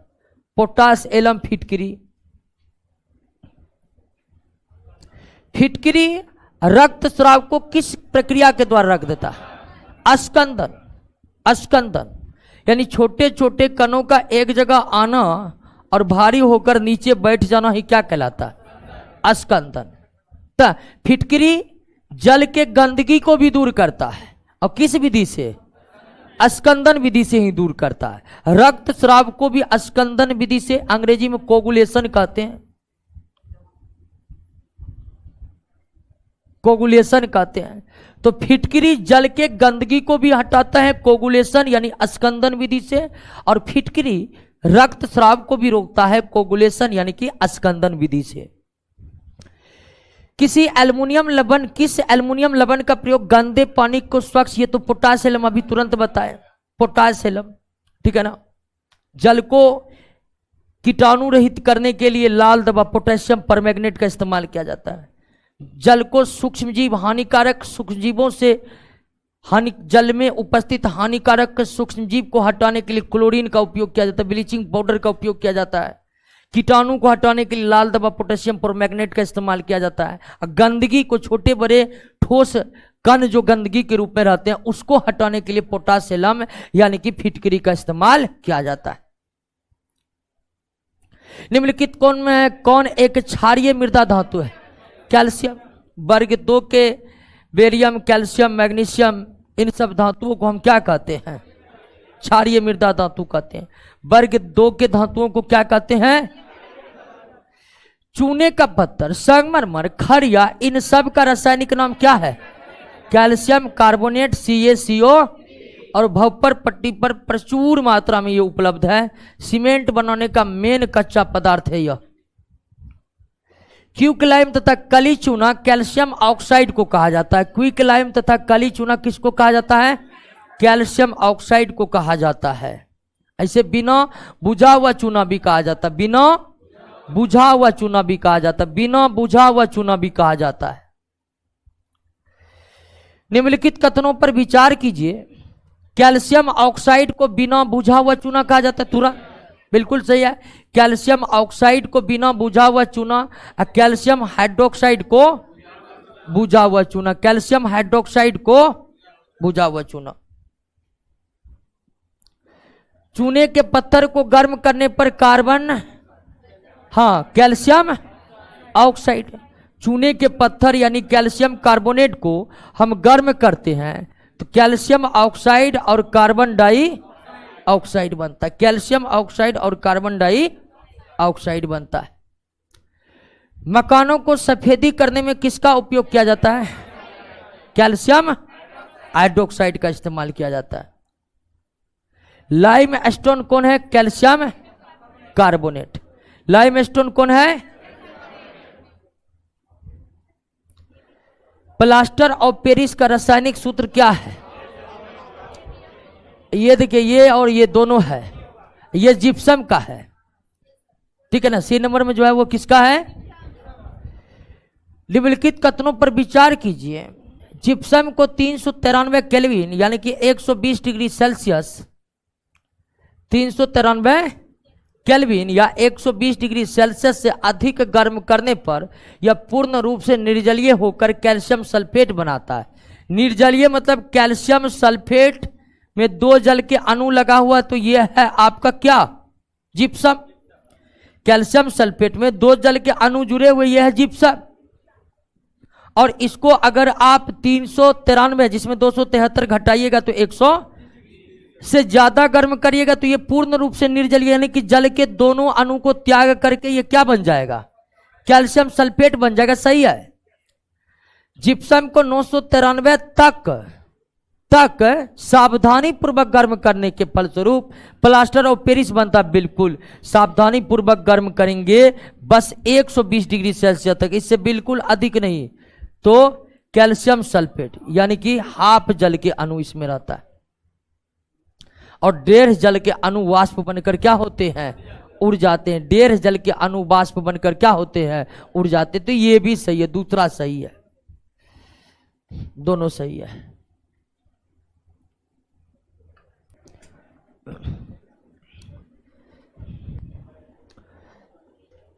शल्य चिकित्सा, शल्य चिकित्सा होगा। शल्य चिकित्सा को अंग्रेजी में सर्जरी कहते हैं। सर्जरी करना, ऑपरेशन करना में टूटी हड्डियों को बैठाने के लिए प्लास्टर ऑफ पेरिस का इस्तेमाल करते हैं। हाथ टूटे या पेट टूटे, हड्डी को जोड़ने के लिए प्लास्टर ऑफ पेरिस। व्यापक स्तर पर मूर्तियों के निर्माण में कैल्शियम के किस यौगिक का इस्तेमाल किया जाता है? तो प्लास्टर ऑफ पेरिस का इस्तेमाल किया जाता है। प्लास्टर ऑफ पेरिस के संबंध में कौन सा एक सही नहीं? इसका रासायनिक नाम कैल्शियम सल्फेट हेमीहाइड्रेट है। बिल्कुल, ये जो जल के आधे अणु जुड़े रहते हैं इसको हेमीहाइड्रेट पढ़ते हैं। ये कैल्शियम सल्फेट हेमीहाइड्रेट है। प्लास्टर ऑफ पेरिस जल के साथ जमने का एक विशेष गुण है। बिल्कुल, इसमें अगर हम जल मिला दे तो फिर ये जिप्सम में बदल जाता है। ये फिर किस में बदल जाता है? जिप्सम में बदल जाता है। प्लास्टर ऑफ पेरिस में जल मिलाने के फलस्वरूप मिश्रण तप्त होकर जिप्सम में परिवर्तित हो जाता है। बिल्कुल सही है, डी नंबर। कौन सा सही नहीं है? इनमें से कोई नहीं, यानी सब सही है। ठीक है, ठीक है, सब सही है तो सही कोई नहीं है। कैल्शियम क्लोराइड और कैल्शियम नाइट्रेट के जलीय विलयन में सोडियम कार्बोनेट का जलीय विलयन डालने पर एक उजला अपक्षेप प्राप्त होता है। यह आपका क्या है? Calcium carbonate. कैल्शियम क्लोराइड में आपको डाले क्या? Sodium carbonate. तो ये रिएक्शन करके आपको बने लेगा कैल्शियम कार्बोनेट और सोडियम क्लोराइड। तो ये जो उजला अपक्षेप प्राप्त होता है ये किसका होता है? कैल्शियम कार्बोनेट का होता है। कैल्शियम कार्बोनेट का होता है। और ठीक उसी तरह कैल्शियम नाइट्रेट से अभिक्रिया करेंगे तो सोडियम, यहां सोडियम कार्बोनेट के जगह सोडियम क्लोराइड के जगह यहां पर सोडियम नाइट्रेट बन जाएगा। एक समान व्यक्ति के शरीर में कैल्शियम की मात्रा कितना? 1200 ग्राम होता है। शरीर में उपस्थित कुल कैल्शियम का लगभग 99% हमारे हड्डी तथा दांतों में उपस्थित रहते हैं। हमारे हड्डी तथा दांतों में उपस्थित रहते हैं। निम्नलिखित में कौन एक सही नहीं है? कैल्शियम ऑक्साइड तथा जल के बीच अभिक्रिया उष्माक्षेपी होता है। बिल्कुल चूना को हम जल में मिलाएंगे तो ये अभिक्रिया ऊष्माक्षेपी होता है, अब बनता है कैल्शियम हाइड्रोक्साइड और ऊष्मा उत्पन्न होने के कारण ये ऊष्माक्षेपी अभिक्रिया है। कैल्शियम ऑक्साइड एक एम्फोटेरिक ऑक्साइड नहीं, ये गलत है आपको। Aluminium oxide, zinc oxide, beryllium oxide, lead oxide, ये सब एम्फोटेरिक है। कैल्शियम ऑक्साइड क्षारीय है। कैल्शियम ऑक्साइड क्या है? वर्ग 1 और वर्ग 2 के जो धातु है, यानी क्षारीय धातु और क्षारीय मृदा धातु, इनके ऑक्साइड और हाइड्रोक्साइड की प्रकृति क्षारीय होती है। वर्ग 1 के क्षारीय धातु, वर्ग 2 के क्षारीय मृदा धातु के ऑक्साइड और हाइड्रोक्साइड की जो प्रकृति होती है वो क्या होती है? क्षारीय होती है। क्या होती है? क्षारीय होती है। तो ये कथन बिल्कुल गलत है। बाकी तो अब सही है कि कैल्शियम ऑक्साइड जल के लिए बहुत अधिक प्रीति है, मतलब जल से बहुत तेजी के साथ रिएक्शन करता है, जिसके कारण इसका उपयोग शुष्क कारक यानी कि सुखाने के लिए किया जाता है। बिल्कुल कोई गीला सतह है तो वहाँ हम चूना छिड़क देंगे, तुरंत जो है जल क्या हो जाएगा? दूध सोख लेगा। कैल्शियम ऑक्साइड अमोनियम क्लोराइड से अभिक्रिया करके अमोनिया गैस उत्पन्न करता, सही है। कैल्शियम का मुख्य अयस्क कौन है जिससे कैल्शियम को अलग किया जाता? निष्क्रिय कैल्शियम क्लोराइड, जो समुद्री जल में घुले हुए हैं। समुद्र के जल में बहुत ज्यादा कैल्शियम क्लोराइड घुले हुए हैं, उनसे कैल्शियम क्लोराइड निकाल करके विद्युत अपघटन विधि के द्वारा इससे कैल्शियम को निकाला जाता है। हाइड्रोलिथ और नाइट्रोलियम किसका मिश्रण है? कैल्शियम का। हाइड्रोलिथ, ठीक है ना, हाइड्रोलिथ ये हाइड्रोलिथ है, और नाइट्रोलियम जो है वो कैल्शियम साइनामाइड को ही क्या कहा जाता है? नाइट्रोलियम कहा जाता है। तो ये तो उर्वरक बनाने में इस्तेमाल किया जाता है, और इसको गर्म करेंगे तो हाइड्रोजन गैस निकलेगा। तो हाइड्रोलिथ हाइड्रोजन गैस के भंडारण के रूप में रखा जाता है। हाइड्रोलिथ को गर्म करने के तुरंत बाद हमें कौन गैस की प्राप्ति होगी? हाइड्रोजन की गैस। और ये है आपका नाइट्रोलियम, यानी कैल्शियम साइनामाइड को ही नाइट्रोलियम कहते हैं, नाइट्रोलियम कहते हैं। और ये किस रूप में इस्तेमाल किए जाते हैं? उर्वरक के रूप में। बागवानी के लिए जो उर्वरक आते हैं, नॉर्मली हम लोग खेतों में जो तो यूरिया डीएपी बहुत हो गया, लेकिन बागवानी जो होता है वहाँ सब पर इसका व्यापक स्तर पर इस्तेमाल होता है। Dolomite CaCO3 MgCO3, CaCO3 MgCO3, ये है डोलोमाइट। कैल्शियम फॉस्फेट का उपयोग किया जाता है टूथपेस्ट उद्योगों में। टूथपेस्ट उद्योगों में कैल्शियम फॉस्फाइड की प्रकृति क्षारीय होती है। कैल्शियम ऑक्साइड के संबंध में, कैल्शियम ऑक्साइड जिसको क्विक लाइम कहते हैं, कली चूना कहते हैं, बिना बुझा हुआ चूना कहते हैं, इसी के संबंध में कौन सा एक सही है? चूना पत्थर को भट्टी में 1273 केल्विन ताप पर गर्म करने पर कैल्शियम ऑक्साइड या चूना प्राप्त होता है, बिल्कुल सही। आप कैल्शियम कार्बोनेट को गर्म कर दीजिए, 1273 कैल्शियम ऑक्साइड और कार्बन डाइऑक्साइड प्राप्त होगा। चूना पत्थर से चूना बनाने की प्रक्रिया निस्तापन कहलाता, बिल्कुल निस्तापन ही है यह दोस्तों। शुद्ध कैल्शियम ऑक्साइड एक अक्रिस्टलीय सफेद ठोस है, बिल्कुल ये सफेद रंग का होता है, आप देखे भी होंगे। कैल्शियम ऑक्साइड का द्रव्यमान अत्यंत निम्न होता है, नहीं जी, द्रव्यमान बहुत ज्यादा होता है। चूने का मेल्टिंग पॉइंट बहुत हाई होता है, लगभग 2500 केल्विन से भी ज्यादा, 2500 केल्विन। नेक्स्ट, वाणिज्यिक स्तर पर यानी कि कॉमर्शियल लेवल पर ब्लीचिंग पाउडर का निर्माण क्लोरीन गैस की बुझे हुए चूने के साथ अभिक्रिया। बुझा हुआ चूना यानी कि कैल्शियम हाइड्रोक्साइड, और कि इसकी अभिक्रिया क्लोरीन से करवाने पर कैल्शियम ऑक्सी क्लोराइड बनता है और जल बनता है। यही है आपका ब्लीचिंग पाउडर। तो ब्लीचिंग पाउडर का निर्माण कैल्शियम हाइड्रोक्साइड यानी कि बुझा हुआ चूना में क्लोरीन गैस डालकर की जाती है, यानी कि दोनों के बीच अभिक्रिया कराकर बनाई जाती है। हौसेन क्लेवर अथवा बौखमान संयंत्र के द्वारा ब्लीचिंग पाउडर का निर्माण किया जाता है। हौसेन क्लेवर और बौखमान जो है वो केमिस्ट के नाम है जिन्होंने इस विधि को पहली बार खोजा ब्लीचिंग पाउडर बनाने के लिए। तो जिस संयंत्र में वो जो इससे पहले रिएक्शन आपको बताए, वो रिएक्शन एक खास प्रकार के संयंत्र में होता है जिसे हम हॉसेन क्लेवर अथवा बौखमान संयंत्र मतलब बर्तन, संयंत्र मतलब निम्नलिखित पर विचार करें। विरंजक चूर्ण एक पित्त धवल, पित्त का मतलब पीला और धवल का मतलब श्वेत, ठीक है ना। धवल का मतलब श्वेत, ये एकदम कहिए तो संस्कृत शब्द है पित्त धवल। तो पित्त का मतलब यहां पर पीला है, ठीक है, और धवल का मतलब श्वेत है। चूर्ण है जिसमें क्लोरीन गैस की गंध आती, बिल्कुल आप देखे भी होंगे ब्लीचिंग पाउडर, ज्यादा वो उजला ही रहता लेकिन हल्का पीलापन लिए रहता है। विरंजक चूर्ण रासायनिक रूप से कैल्शियम ऑक्सीक्लोराइड है, ये भी सही है। विरंजक चूर्ण को जब वायु में खुला छोड़ देते तो इससे धीरे धीरे क्लोरीन गैस निकलती है, बिल्कुल। तीनों का तीनों कथन क्या है, सही है, तीनों का तीनों कथन सही है।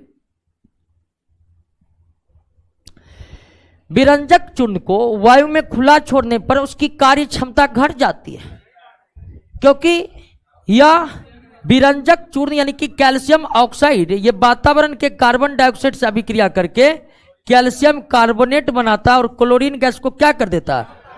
अब ब्लीचिंग पाउडर में सफाई करने का या ब्लीच करने का जो भी गुण होता है वो किसकी उपस्थिति के कारण, अब वायुमंडल में खुला छोड़ने पर वही निकल जाता है, तो फिर ब्लीचिंग पाउडर की उपयोगिता समाप्त हो जाती है। विरंजक चूर्ण ब्लीचिंग पाउडर का उपयोग किया जाता है। ब्लीचिंग पाउडर का उपयोग वस्त्र उद्योगों में कपास एवं सन को विरंजित करने में यानी कि क्लीन करने में, विरंजक मतलब क्लीन करना, साफ करना। रासायनिक उद्योगों में उपचायक के रूप में, उपचायक का मतलब ऑक्सीकारक, उपचायक मतलब अंग्रेजी में ऑक्सीडाइजिंग एजेंट, तो ब्लीचिंग पाउडर को ऑक्सीडाइजिंग एजेंट के रूप में यूज किया जाता है, बिल्कुल सही है। पीने के जल को रोगाणु रहित करने के लिए यानी कि पीने के जल में बैक्टीरिया है, वायरस है, इन सब को मारने के लिए ब्लीचिंग पाउडर का इस्तेमाल किया जाता है। निम्नलिखित में किसे चूने का क्लोराइड कहा जाता है? विरंजक चूर्ण, ब्लीचिंग पाउडर को ही चूने का क्लोराइड कहा जाता है। ब्लीचिंग पाउडर को ही चूने का क्लोराइड कहा जाता है क्योंकि ब्लीचिंग पाउडर का निर्माण बुझा हुआ चूना और क्लोरीन गैस की अभिक्रिया से होता है, इसीलिए ब्लीचिंग पाउडर को चूने का। निम्नलिखित में कौन सा विकल्प सम्मिलित नहीं है? हाँ, ये देखिए, calcium oxy chloride, calcium oxy. विरंजक चूर्ण के लिए कौन सा कथन असत्य है? यह जल में अधिक विलय है, यही कथन असत्य है। विरंजक चूर्ण जल में बहुत कम विलय है। आप यूज भी किए होंगे और ज्यादातर बाथरूम में ही यूज किया जाता है। ब्लीचिंग पाउडर छिड़कते तो क्या तुरंत वो पानी में गल जाता है? तो विरंजक चूर्ण यानी कि ब्लीचिंग पाउडर पानी में तो घुलनशील है लेकिन अधिक नहीं, बहुत कम। बाकी तो सब सही हम देख लिए पिछले क्वेश्चन में। कैल्शियम धातु के निष्कर्षण में कैल्शियम क्लोराइड में कैल्शियम फ्लोराइड मिलाया जाता है मेल्टिंग पॉइंट घटाने के लिए, द्रव्यमान घटाने के लिए। अब जानते हैं कैल्शियम को कैल्शियम क्लोराइड से ही प्राप्त किया जाता है और कैल्शियम क्लोराइड को भी लिक्विड अवस्था में लाने के लिए उसमें थोड़ा सा कैल्शियम फ्लोराइड मिलाया जाता है जिससे कैल्शियम क्लोराइड का मेल्टिंग पॉइंट घट जाता है, कम खर्च में लिक्विड अवस्था में वो बदल जाता है। एस्बेस्टोस कैल्शियम और मैग्नीशियम से बनाया जाता है। एस्बेस्टोस यानी कि घर की चादर जिसको कहते हैं, कैल्शियम और मैग्नीशियम से बनाए जाते हैं। आयरन के संबंध में निम्नलिखित में कौन एक सही नहीं है? उपयोग में लाई जाने वाली धातुओं में आयरन का उपयोग सर्वाधिक होता है, बिल्कुल ये तुम जानते हैं, ये तो सही है ना जी। दूसरा स्थान एल्युमिनियम का है। आयरन भूपर पट्टी में प्रचुर मात्रा में पाई जाने वाली दूसरी धातु है, बिल्कुल ये भी सही है, सबसे ज्यादा एल्युमिनियम। आयरन अभिक्रियाशील नहीं होने के कारण प्रकृति में मुक्त अवस्था में पाए जाते हैं, गलत है। आयरन हेमाटाइट के रूप में पाए जाते हैं, सीडेराइट के रूप में पाए जाते हैं। तो आयरन यानी कि लोहा अभिक्रियाशील है लेकिन ये मध्यम अभिक्रियाशील है। सोडियम पोटेशियम के तहत बहुत ज्यादा अभिक्रियाशील, मध्यम अभिक्रियाशील है। ये मुक्त अवस्था में पाए जाना संभव है। मुक्त अवस्था में केवल कॉपर, चांदी, सोना, प्लेटिनम पाए जाते हैं। आयरन का सबसे प्रमुख अयस्क कौन है जिससे आयरन का निष्कर्षण किया जाता है? ये हेमाटाइट ही है। आयरन के किस खनिज से आयरन का निष्कर्षण नहीं होता? आयरन पैराइड से। आयरन पैराइड से कॉपर का निष्कर्षण होता है। आयरन पैराइड, ये है आपको आयरन पैराइड। इससे लोहा नहीं निकाला जाता, लेकिन कॉपर वाले हम बताए थे कि आयरन पैराइड से, या इसको कॉपर पैराइड भी हम कह सकते हैं, इससे कॉपर निकाला जाता है। और इसे निकालने की विधि भी हम पूरा बताए थे जब कॉपर को पढ़ा रहे थे कि कॉपर पैराइड से कॉपर निकालना कितना कठिन है। अब फिर भी भारत में या जिन देशों में कॉपर पैराइड ही उपलब्ध है, तो वो कैसे इनसे कॉपर को निकालते हैं। लोहे के अयस्क हेमाटाइट का प्रमुख गैंग कौन है? सिलिका प्रमुख गैंग है। यही नहीं हटता है जो बात्या भट्टी में डालने के बाद ही हटता है। नेक्स्ट, हेमाटाइट रासायनिक रूप से क्या है? Fe2O3। ये आपका मैग्नेटाइट है, मैग्नेटाइट। इसे कहते हैं सीडे राइट। हेमाटाइट अयस्क से गैंग को हटाते हैं किस विधि से? द्रव चालित धुलाई के द्वारा, क्योंकि ये हेमाटाइट ऑक्साइड अयस्क है और ऑक्साइड अयस्क को द्रव चालित धुलाई के द्वारा हम हटाते हैं। लोहे के निष्कर्षण में प्रयुक्त वात्या भट्ठी के संबंध में कौन सा एक सही नहीं? वात्या भट्ठी, ब्लास्ट फर्नेस। वात्या भट्टी के हेमाटाइट अयस्क के ऑक्सीकरण के फलस्वरूप आयरन प्राप्त होता है, यही गलत है जी।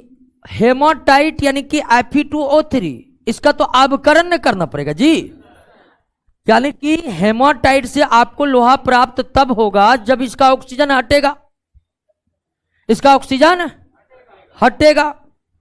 इस हेमाटाइट से हटाने के लिए किसका ऑक्सीजन का हटना क्या कहलाता है? अपकरण।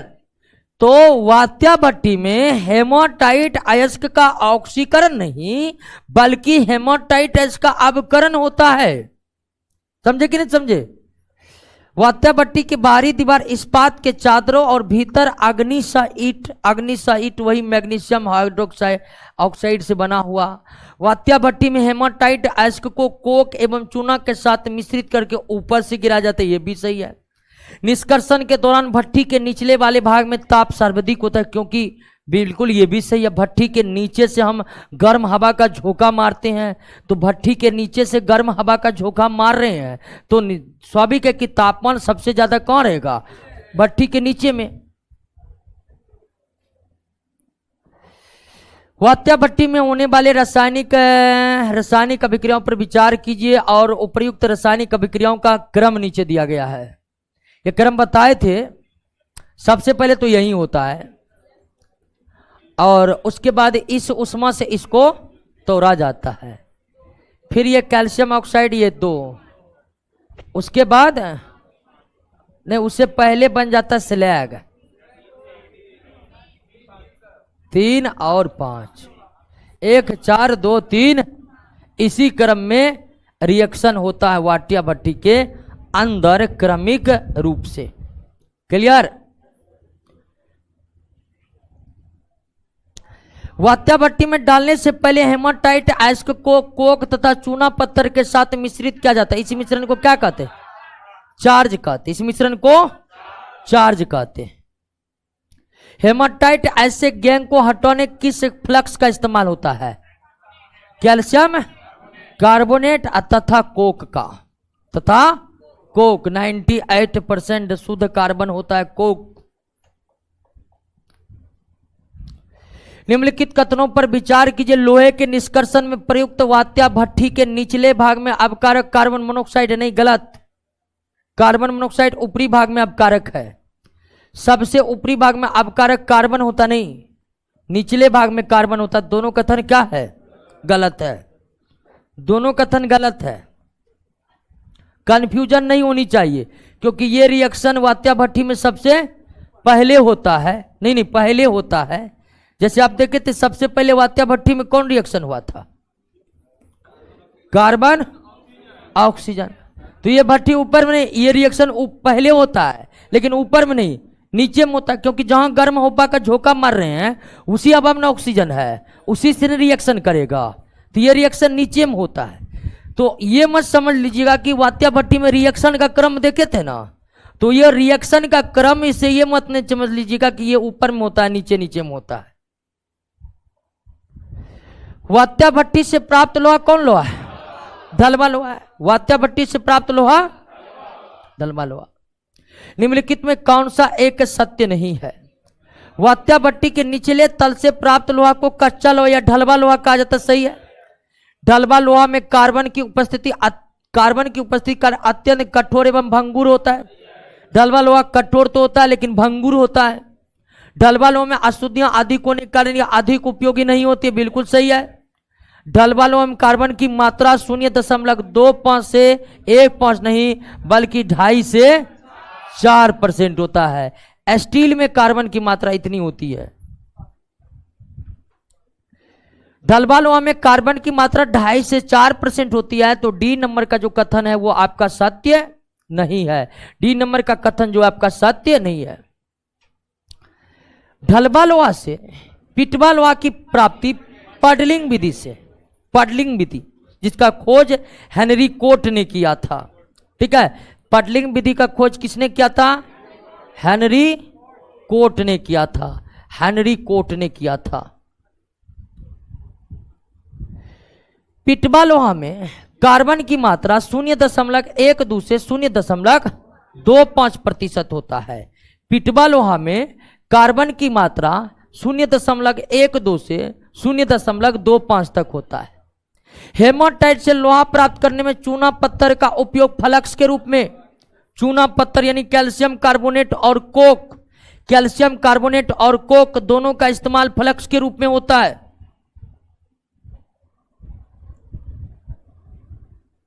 नेक्स्ट, निम्नलिखित में किसके द्वारा वात्या भट्टी में लौह ऑक्साइड का अपकरण होता है? Carbon monoxide.